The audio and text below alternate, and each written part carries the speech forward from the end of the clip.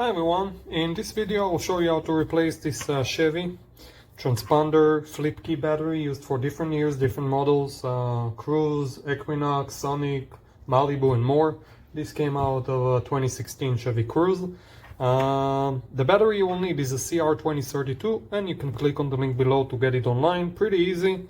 First we have to open the key. Now this cover right here, I just pull it over like this, okay? Maybe a little bit, maybe hard at the beginning, shouldn't be too hard. You just take it here, and pull. Be careful when you do that. Now to take the battery out.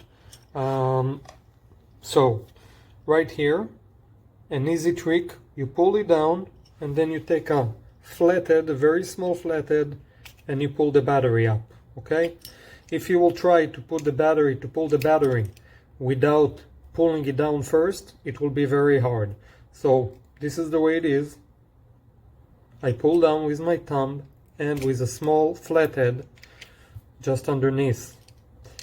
Very easy. As I mentioned, 2032. To put it back, we put it this side down first and then I just press and put the cover, just like that. And that's it, you're good to go. No need to reprogram or anything. Please like this video and let us know what you're seeing. Thank you.